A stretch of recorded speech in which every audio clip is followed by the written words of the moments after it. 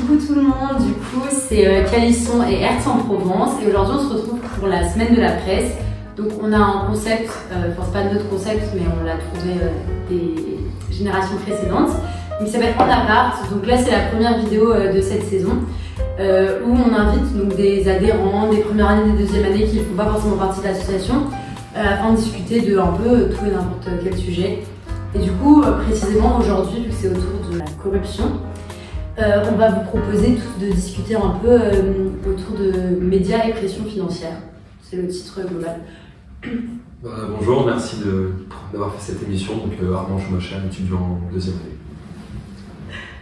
Je m'appelle Vincent Goupil et donc je suis étudiant en deuxième année. Bonjour, je m'appelle Judith aussi et je suis étudiante en première année. Et oui, merci pour cette émission. Et enfin, je m'appelle Bertolo Eva-Rose et je suis aussi étudiante en première année. Bien, je pense que au niveau de la corruption, en tout cas financière de médias par certains milliardaires, il y a sous-jacent une certaine forme de corruption morale, ou en tout cas une corruption idéologique, c'est-à-dire que ces milliardaires, comme la plupart des êtres humains, ont des idéaux et que leur puissance financière, en tout cas, et leur possession de certains médias permet tout simplement de transmettre certaines idées par les médias, la télévision, les journaux, etc. Il y a des personnes qui se retrouvent soit confortées par voir leurs idées représentées ou tout simplement persuadées. Voilà. Donc ça pose un certain problème d'éthique, peut-être. Moi je pense que le principal problème, c'est qu'on n'a plus une information de qualité qui vise à élever l'esprit, à s'intéresser aux choses et à même donner envie un peu d'éclaircir en démocratie. Alors je pense que c'est le principe de base qu'on voit un peu par rapport, par exemple, à l'élection américaine ou même à l'élection en France où les gens ne réfléchissent plus, on reste que sur les petites opinions ou ce qui a donné Trump. C'est que quel intérêt ont des médias qui sont pour la plupart gérés par des financières, c'est-à-dire qui ont des intérêts économiques, c'est de servir ces intérêts économiques. Quand je crois qu'on voit, avant on avait 16% des investissements qui étaient dans les médias qui étaient que pour la qualité de l'information, c'est-à-dire des gens qui avaient un rapport avec ces milieux-là. Je crois qu'on est passé à 80%. Plus une information de qualité qui vise à éclairer. Or, c'est le but de la démocratie et pour moi c'est le but de toute chose, parce que je finis sur ce point, mais par exemple les intellectuels qu'on invite, on les invite pour servir leur personne, tout, et non pour servir des livres, c'est-à-dire c'est plus intéressant, quoi. C'est que faire le buzz, la petite polémique, et il n'y a plus d'intérêt et ça devient un peu ennuyant. Donc pour moi, la question de mêler tout ce qui est financier, milliardaire, à en même temps les médias, quelque chose qui est censé juste donner une information neutre et informer les gens sur ce qui se passe en France, en Europe ou dans le monde plus globalement, ça devra vraiment être dissocié pour éviter cette confusion-là. D'accord avec ce qui a été dit. Je me dis aussi que il y a un biais politique très présent dans cette intervention financière qui est au centre des médias aujourd'hui, qui est quand même problématique pour avoir une information objective. Après moi je trouve aussi que, si d'un côté on a tout ce truc là des médias détenus par les milliardaires qui peuvent se servir de ça pour imposer un peu leur ligne politique, avec du coup les médias aujourd'hui il y a une possibilité de créer des médias individuellement, c'est-à-dire que là juste à Sciences Po on crée des médias avec le BDM, avec Hertz, avec Calisson, on crée des médias et du coup le fait qu'on ait accès aujourd'hui à toute cette source, elle est aussi détachée de toute la pression des milliardaires, puisque nous on peut créer des médias, on peut créer du contenu indépendant. En fait après le problème avec les médias indépendants c'est que c'est pas ceux qui sont les plus consultés par les gens, à mon avis, parce que du coup, c'est ça, parce que du coup, ce sera ces gros médias-là, cette presse très financée par les milliardaires, comme on l'a dit, qui va être beaucoup plus consultée par les gens en général, et aussi les petits médias indépendants comme Hertz Calisson, les informations que vous tirez, généralement, vous les tirez de ces gros médias-là, parce que vous n'avez pas les moyens ou les... Ouais, c'est ça, les moyens ou les plans pour aller directement chercher l'information par vous-même. Ça se rapproche de ton idée, mais les petits médias, c'est super, dans le sens où ils peuvent se détacher d'une idée politique bien tranchée qui pourrait être amenée par certains médias qui ont une position, on va dire, et en même temps, du coup, même s'ils récupèrent cette info des grands médias, ils peuvent quand même l'extraire du contexte politisé et vraiment prendre l'info sur une base neutre. Donc j'aime l'idée de démocratisation des médias, dans le sens où maintenant c'est plus détenu par juste quelques chaînes qui, même s'ils essayent d'être neutres, ont une position politique. Et même si du coup ça s'est tellement ouvert que certains peuvent faire tout un business dessus, ça permet aussi à des petits médias de récupérer certaines infos et de les rendre plus neutres et plus accessibles à des personnes qui n'ont pas forcément... dans le sens de Hertz, même au BDM, il y a plein de sous-associations. Les podcasts, c'est une autre forme de média. Et ça peut être pas mal si les personnes préfèrent écouter quelque chose plutôt que regarder la télé. Donc je pense oui, d'une certaine manière, c'est intéressant d'avoir plein d'idées qui se développent, mais est-ce que c'est des bonnes idées? Et quand notre esprit n'a plus le choix, mine de rien, on agit tous par la dopamine, c'est-à-dire que c'est que les petites informations qui agissent rapidement, les petites tweets, Twitter ou quoi, qui va nous influencer, qui va nous faire réfléchir, et puis des grands médias, des belles émissions, comme on pouvait avoir, ça pouvait être aussi contredit et ce qui était critiqué, mais l'ORTF, le but de l'ORTF, par le général de Gaulle, c'était de pouvoir former à la culture le plus grand nombre de citoyens, de former l'esprit critique, former les gens, et donc ça peut être positif. Et donc pour revenir au sujet, oui c'est bien que plein de médias se développent, on peut même faire ce qui fait qu'on critique beaucoup plus les élites, parce que sur internet on a accès à tout type d'informations, or aussi qui vérifie l'information, on a beaucoup moins de déontologie journalistique, et ce qui fait aussi que les médias ont saisi cette occasion, et aujourd'hui ils prennent des informations un peu n'importe où, et il n'y a plus de source, il n'y a plus d'agence derrière. Aujourd'hui le rôle d'un journaliste c'est de regarder un peu ce qui se dit sur les médias sur quelque chose, et reprendre l'information, changer quelques mots, et ça fait un article, ça va vendre. Un travail de récolter les infos, de les trier, de les sourcer surtout. Ouais. Et ce qui fait aussi que le métier de journaliste aujourd'hui est très vulnérable. Je crois l'espérance de vie d'un journaliste c'est 3 ans, quelque chose comme ça, où tous les journalistes sont pigistes, ils connaissent pas ça. C'est promis.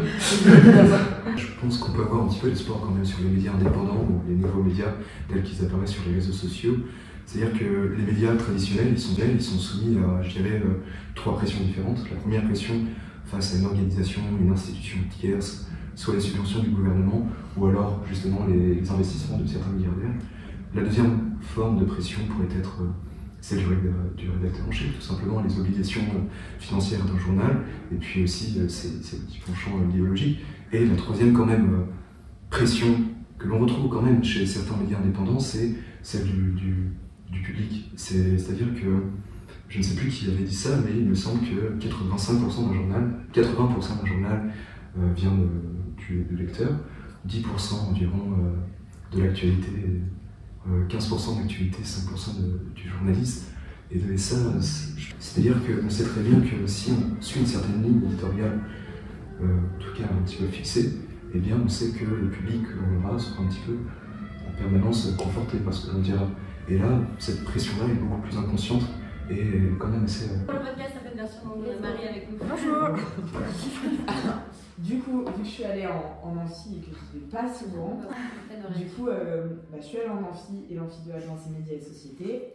Et il nous disait en gros qu'à partir du moment où il y a eu la création de la radio par des industriels, donc c'est des industriels qui ont créé la radio, donc le premier média de masse avec les journaux, et qu'ensuite ce sont les industriels qui ont créé le contenu qui passe à la radio, en fait c'est forcément un élément de propagande de ce qu'il disait si je me trompe. Donc à partir du moment où tu as un média de masse qui s'est créé, on a réfléchi à comment manipuler la plèbe, comme il disait, en gros... les gueux. Non mais tu vois, non mais c'est ce qu'il disait, comment mettre dans le sens qu'on voulait l'opinion publique, et c'était dangereux que l'opinion, après la Révolution, que l'opinion populaire puisse s'informer et voter, que du coup des gens comme nous... Ouais, de façon détachée. Voilà, qu'en fait avant c'était des riches qui avaient le savoir qui votaient, et qu'avec la Révolution c'est tout le monde, et que du coup par ces médias de masse qui se créaient, dont la radio en premier, mais de très tôt, il disait au XVIIIe siècle, même avec le petit journal qui était titré à 1 million d'exemplaires la nuit, que très tôt en fait le média, dès ses débuts, ça a été pour être un outil de propagande. Mais c'est juste, de toute façon, quoi qu'il arrive, à partir du moment où c'est même, je pense, un humain qui fait passer une information, il y a toujours des biais. Même si on ne se rend pas compte qu'ils peuvent être minimes, tu peux t'efforcer d'être assez neutre. Par exemple, c'est le cas de France Info, je prends l'exemple, qui se revendique quand même un minimum d'avoir une neutralité journalistique, mais c'est jamais neutre parce que tu fais elle se revendique d'avoir le moins possible de biais. Mais en fait, c'est le truc de, à partir du moment où tu choisis de faire passer une info en avant plutôt qu'une autre, bah t'as déjà tes biais, enfin c'est déjà pas, tu fais pas passer. Enfin bref. Oui, bah c'est Mais normal, c'est t'as un avis en tant que plus neutre personne. que un truc genre. Et à neutre l'heure avec de actuelle. gauche. Ah ouais. Moi, je pense que le principal problème du service public, pas qu'il soit pas neutre, parce que, bah, comme elle l'a dit, on est tous orientés, et ça c'est pas le sujet. Le problème, c'est que c'est notre argent, c'est pas n'importe qui. On contribue à payer des gens qui, mine de rien, si on n'a pas les mêmes opinions, parce que nos opinions elles dépendent, bah, forcément, on est en démocratie, je suis triste de le dire, mais c'est vrai, de nos avantages économiques, de nos avantages par rapport à notre situation, et qu'on a des gens qui sont par exemple situés forcément à Paris avec leurs conditions, qui vont nous dire ça c'est bien pour vous, ça c'est pas bien pour vous, selon nous ce qu'on sait, oui, mais c'est selon votre avis, mais comment vous pouvez juger avec notre argent ce qui est bon pour nous sans nous connaître? C'est ça où j'ai du mal. Et oui. T'as donc les grands parisiens qui décident, si j'ai bien compris, et les médias qui vont décider un peu de c'est quoi la question la plus importante pour les prochaines élections. Est-ce qu'il faut qu'on parle plus d'immigration? Est-ce qu'il faut qu'on parle plus d'écologie? Enfin, c'est les médias qui décident de tout ça. Et donc, c'est les personnes de la haute sphère qui décident des sujets actuels politiques. Les sujets globaux pour les autres gens. Ça peut parler. Enfin, ils sèment le grain et après on récolte parce Oui, que c'est ça, mais ouais. Mais du coup, le média, ça devient une forme d'intermédiaire, du coup, pour. Ou alors ça renforce des conflits, en mode ils s'en servent, enfin tu vois, on voit bien avec tous les trucs de la médiatisation de l'extrême droite, enfin ils se sont littéralement servis des médias pour pouvoir leur électorat. Donc, du coup, ce que je voulais dire, mais juste ce que je voulais dire, c'est que les médias deviennent un intermédiaire juste pour passer des messages.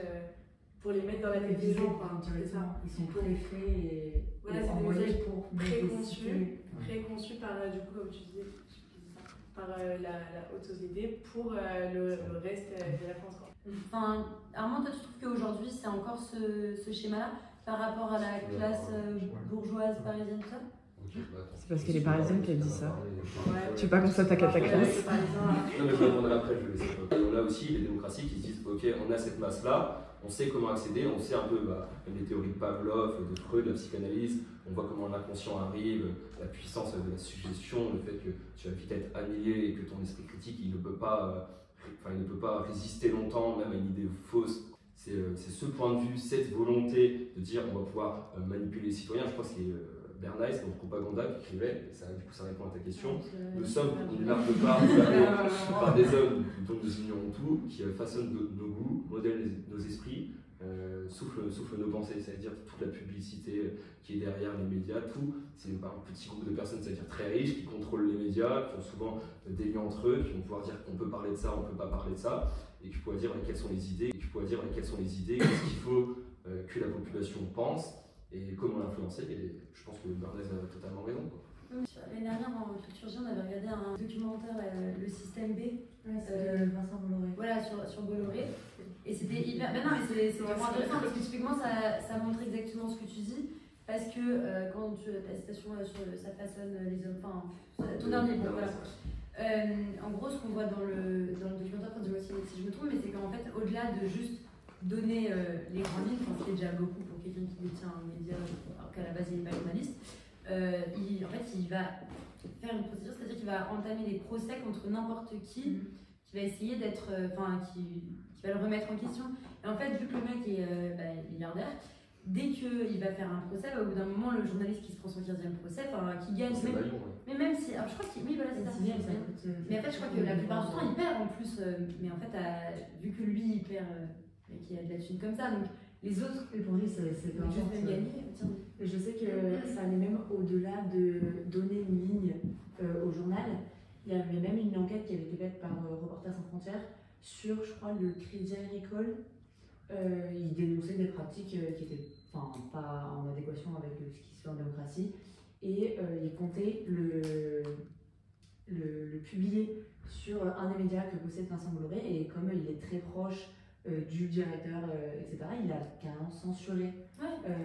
Donc ça va au-delà de donner une ligne politique. C'est-à-dire que la pression financière, elle va tellement loin que carrément on censure, c'est... Et de l'autocensure, tu vois, des gens qui veulent plus... Soit les gens ont peur d'un 15e procès et du coup ils se disent je vais rester dans la ligne éditoriale et je vais pas bouger.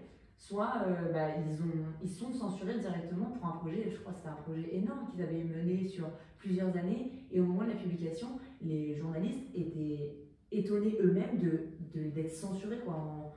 Enfin, on se croirait 50 ans en arrière pendant la guerre, quoi, où on se fait censurer alors qu'on est en démocratie, on est censé pouvoir parler librement et faire un travail de journaliste. C'est le but d'un journaliste. Des journalistes à des espoirs de ouf et tout, et en fait, tu es engagé. Pouvoir libérer un peu de ta parole. Ouais, Mais non, mais c'est vrai. Autre exemple en tête, je crois que par exemple sur M6, dans l'émission Capital, tu avais Nicolas de Travernos, parce que ça parlait du crédit mutuel. Or, il avait. Ouais. Je crois qu'il y avait des liens financiers, et du coup, il avait totalement déprogrammé cette émission. Il y a aussi dans Le Parisien, qui a été racheté par LVMH, je ne sais plus en quelle année, où on avait interdit à tous les chroniqueurs de parler du film de François Ruffin, Merci Patron, fut-il en 2000, tu as eu une consigne qui fait même la censure, tu as l'autocensure, et tu as aussi le fait, je crois que c'est Serge Alimi qui en parlait, que par exemple M6 mettait en avant que par exemple les ministres qui vont donner des politiques sympathiques vis-à-vis de ses intérêts financiers, ou que je crois par exemple c'était Buick construit une mosquée à Casablanca, des choses comme ça, simplement parce qu'il y a des liens derrière, et donc on met en avant l'information non parce qu'elle est utile pour les citoyens, parce qu'elle va l'éclairer, mais parce qu'il y a des besoins derrière, des besoins financiers. Soit elle flatte, soit elle permet d'avoir des connexions, etc. Enfin, c'était une citation de McLuhan, c'est The Medium is the Message. Et ça montre vraiment que même si l'information, comme disait Marie, elle a pour volonté d'être neutre, le média qui va en parler, rien que de par le titre, on peut savoir quelle position politique a l'article, on va dire, même si le journaliste a pour métier de vérifier ses sources, d'être le plus neutre possible, d'essayer d'avoir le maximum d'informations, d'être contre tout ce qui est fake news, etc., qui se développe beaucoup avec les réseaux sociaux. Aujourd'hui, rien qu'un titre, une même info peut être prise par plusieurs journaux avec différentes positions politiques et ne pas avoir du tout la même vision et le même titre, justement. Et ça montre que peu importe que le travail soit fait par un média qui subit des pressions financières ou pas, qui soit indépendant, ça montre vraiment que une même info peut avoir différentes positions. Après aussi, les gens qui vont consommer ces médias-là, ils savent déjà, normalement, avant de... quelqu'un qui va lire Libération, c'est pas quelqu'un qui va lire Le Point, genre. Parce qu'ils savent déjà, en lisant ce type de journal, la coloration politique de ce qu'ils vont connaître. Et jamais, je pense, quelqu'un de gauche va aller lire un journal de droite parce que c'est pas en accord avec ses idées et qu'il a juste pas envie de lire des trucs qui vont pas dans son sens. Après, moi je pense aussi que ça c'est un truc que nous on voit parce qu'on est à Sciences Po, on a des cours. Je veux dire, c'est un peu la base de tous les cours de sociaux, de dire que quand tu nais à tel endroit avec des parents de telle origine, de tel machin, tout ton avenir est un peu préfiguré. Par exemple, préorienté. Oui, préorienté. Donc nous, c'est facile. Je trouve que c'est assez facile de dire si tu habites dans telle ville et que tu vas lire. Je sais pas, Le Monde, parce que machin, tu sais ce que tu lis, mais en vrai pas forcément, parce que il y a juste des personnes qui vont le lire sans forcément se questionner même de... sur l'objectif. Ouais, peut-être que nous c'est un truc qui nous semble normal, de dire oui, ok, telle classe sociale utilise, s'enseigne avec ces médias, mais en fait... peut-être que ces personnes, elles se posent même pas la question, c'est pas un truc de conscience. Avec ce que vous dites, mais je pense que c'est surtout, pour rajouter, même si je suis d'accord avec ce que vous voulez dire, c'est pour rajouter, je crois que c'est Anna Karenine dans Tolstoï, où il écrit un passage qui je trouve très intéressant sur le sujet, qui dit Stepan Arkadievitch était abonné à un journal libéral qui, loin d'être extrémiste, exposait les opinions de la majorité des citoyens, et il aimait son journal comme il aimait son cigare après le café à cause de la légère brume qu'il produisait dans son cerveau. En gros, il montre par la suite qu'il est content d'appartenir à une communauté, d'appartenir à une même communauté, parce que il voit les gens qui lisent son journal, et c'est aussi un peu, on peut mettre en relation avec, par exemple, qu'il y avait à Vienne, une ville très culturelle, où il y avait énormément de, par exemple, c'est très bien expliqué dans Le Monde d'hier de Stefan Zweig, tout le monde lisait des journaux, parlait culture, avait des références, et ça crée en fait pour l'homme une volonté de s'associer qui peut résoudre, et qui peut se trouver des amis, qui peut se former une communauté, qui peut vivre avec plusieurs personnes, qui peut montrer son intelligence, parce que l'homme n'est pas fait de base anthropologiquement pour être solitaire, et ça peut, même on le voit à Sciences Po, il y a plein quand même de petites communautés, même par les associations, et même de communautés politiques. Souvent les gens sont plus amis avec les gens avec ceux qui ont leurs opinions, parce qu'on est plus content, on est plus d'accord, même si moi, d'un point de vue personnel, je trouve ça un peu triste, et c'est ça qui remplit le journal, c'est faire plaisir à ses lecteurs, quoi, et pas d'un point de vue, pas l'intérêt général, et pas... Est-ce que tellement tu veux faire plaisir à tes lecteurs, à ceux qui ont ton opinion, que tu en oublies presque ce qui est de base, c'est-à-dire informer coûte que coûte, dire la vérité, ou pour ce qui est de mon exemple, assurer le respect de nos frontières. Sur Iris Mittenard. Iris Mittenard, qui à peu près il y a 2 mois, balance dans les réseaux sociaux que son ex-mari, du coup, avec qui elle s'est séparée, genre là, la frappait, était violent avec elle, etc. Peut-être, je sais pas, 1 mois et demi dans les réseaux, elle sort qu'elle est plus avec son mec et que ce mec était hyper violent avec elle, qu'il abusait d'elle, tout ça. Résultat, là depuis 2 semaines, elle est en cours de procès avec lui. Et tout le monde disait sur les réseaux sociaux, mais comment c'est possible que la meuf balance que son ex-mari est violent et tout, et qu'elle a un jugement directement, alors qu'il n'y a aucun rapport avec la pression financière. Mais si, c'est parce qu'elle est connue. Et que nous, et que moi, si je porte plainte pour viol ou pour abus ou quoi que ce soit, bah soit j'aurai pas de procès, soit mon procès il sera dans 2 ans et ça va aboutir à rien, et qu'elle, au bout de 1 mois et demi, même pas, elle est en procès et que je crois qu'il a eu son jugement où il est condamné à 2 ans. Nicolas Sarkozy, voilà, j'étais avec Marie aux rencontres de l'avenir, j'étais avec Marie aux rencontres de l'avenir, et Nicolas Sarkozy vient devant nous et nous dit, commence à faire tout un discours sur les professeurs, et ça a tourné sur les réseaux. Ah, mais c'est au rencontre de l'avenir. Mais oui, il a dit devant nous, devant moi. Et devant elle. Ah non, je déteste. Alors, moi, déjà, je l'aimais pas. Non, mais c'est pas mal, j'ai même. Il arrive et il parle politique. Que des bonnes. Bon, les filles, il dit en gros devant nous, il y a trop de fonctionnaires. Il y a surtout trop de professeurs, ils travaillent 24 heures dans la semaine, 6 mois dans l'année. 6 mois dans l'année, il a fait trop de fonctionnaires. Il est sorti de Rencontre de l'avenir, sa petite voiture, il y avait au moins 20 keufs qui l'accompagnaient. T'as envie de dire, bon, il y a trop de fonctionnaires quand tu veux, parce que moi t'es 20 keufs. Enfin, non, mais.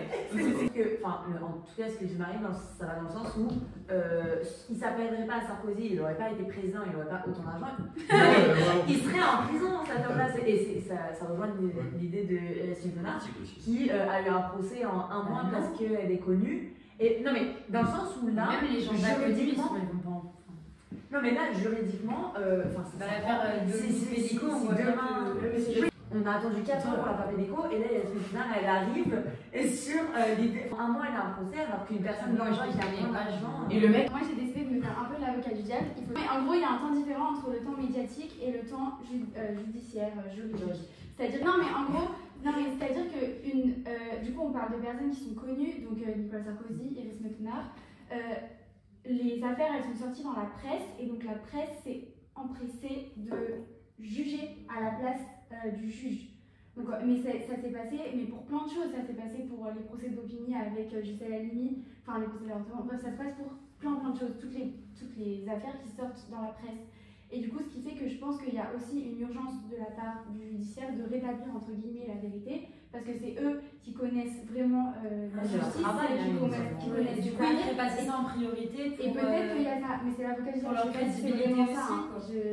Mais elle a vraiment porté plainte. Mais ce qui fait que oui, elle a peut-être porté plainte. Après, peut-être que les preuves étaient plus flagrantes et qu'il y a la Pédico, elle s'est fait filmer, quoi. Ah non, mais oui, bien sûr, mais qu'il y a beaucoup plus de personnes. Mais le mec est condamné. Ouais, mais le mec à Iris Mittenard est condamné à 2 ans ferme. Genre, tu vois, la sanction, alors qu'il y a des femmes, bon, il n'y a aucun rapport avec le financier, mais il y a des femmes lambda qui se font qui vont avoir des jugements. Mais non, mais c'est quand même un truc de ouf que t'arrives à un truc où il y a un mec qui doit être jugé, et vu qu'il est riche, il se permet de décaler son truc. Non mais ça, ce sera que dans le calice. Vincent, on en a parlé tout à l'heure. Protection quand elle est nécessaire, ou alors au contraire, il ne sera pas non plus jugé. C'est-à-dire que là, on parle de ce que la presse et les médias ont dit, mais on oublie carrément, il y a tellement de choses qui sont oubliées par la presse et par les médias. En soi, et ça, c'est encore plus désastreux. Et en même temps, ils ont un pouvoir fou. Ah, donc sur la couverture médiatique. Bah voilà, on a trouvé Il y bien. a même un des trucs aussi. Vas-y. Moi, je pense que le problème avec les médias, c'est qu'en fait, vu que tout est médiatisé et qu'en plus ça fait du buzz de parler d'affaires criminelles ou quoi, c'est-à-dire que les gens sont un peu livrés à la vindicte populaire au-delà des affaires, du moins pour l'instant pour être honnête, je connais rien.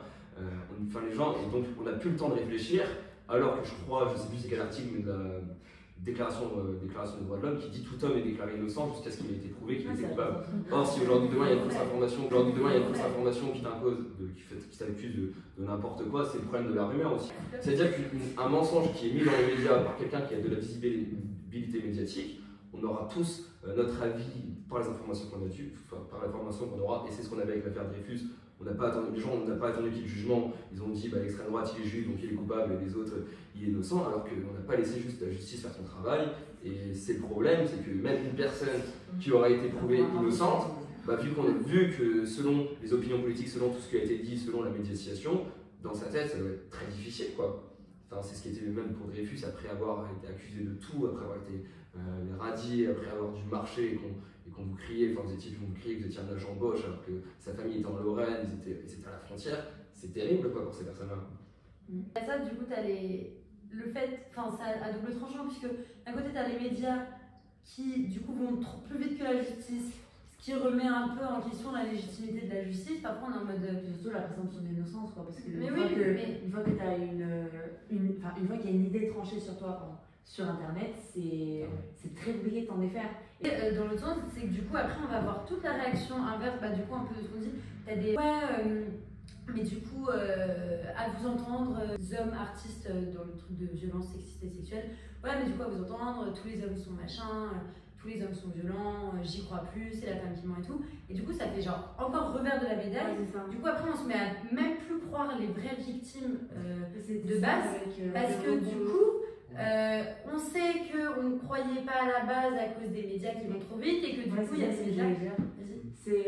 Il y a eu ça surtout là dans l'affaire par rapport à Netflix qui est sortie il y a pas longtemps, où du coup l'avocate de son ex-femme, qu'ils ont eu un enfant, l'a accusée de violence sexuelle, psychologique. Elle a fait une lettre ouverte sur les réseaux sociaux pour justement ne jeter en pâture aux médias et fait ce qu'il advienne. Et lui a vraiment fait, je crois 2 jours après, un communiqué par son avocate qu'il a aussi mis sur les réseaux sociaux. Et à la fin, mais c'est surtout qu'à la fin, il s'est vraiment excusé qu'ils doivent se défendre de quelque chose qu'il n'a jamais fait et qu'à côté de ça, lui, il prônait le fait de croire les femmes qui se plaignent de violences sexuelles, qui portent plainte et qui dénoncent ces violences sexuelles et psychologiques, et il n'était pas à l'aise avec le fait de démentir ça et en même temps de dénoncer et de. Après la femme, du coup, elle s'est prise une vague de décrivisation misogyne énorme, qui fait qu'en fait, c'est des trucs comme ça, mais c'est horrible parce qu'on ne peut plus. Tout est décrivisé et du coup, t'allais vers pas. Mais même si cette femme, du coup, si elle a vraiment vécu des trucs horribles, le fait que le mec soit riche, soit connu, il suffit qu'il fasse une lettre faisant passer la meuf pour un peu fofolle, en plus elle a perdu la garde de son gosse, je suis vraiment un super mec. Et là la meuf, elle va se prendre une vague de haine énorme, Johnny Depp, où les deux ont été déclarés coupables, mais que la femme elle s'est fait traiter de sorcière, d'hystérique. Et parce que c'était Johnny Depp en face et que c'était l'acteur connu, parce que c'était un mec hyper connu, hyper influent. Il a pas de citation. C'est une musique, moi je connais pas. Il connaît. Tu connais Pirates des Caraïbes? Je n'ai pas vu, mais je vois. Je pense que, si je peux dire une phrase, le problème c'est que l'émotion a remplacé la raison. Parce que c'est tout ce qui est émotif qui va influencer, qui aura toujours plus de pouvoir à celui qui explique bien, qui donne des arguments. Et c'est ça. Surtout c'était même pas, on n'était même pas arrivé au stade où il donnait des arguments, on était juste au stade où il est connu, il a raison. C'est la fin du premier épisode de En Appart. Merci beaucoup à toutes et à tous d'être venus. Franchement, trop sympa. J'espère qu'ils n'arriveront pas à suivre notre cheminement de pensée. Voilà. Merci encore à Hertz, à Calisson, dédicace au mari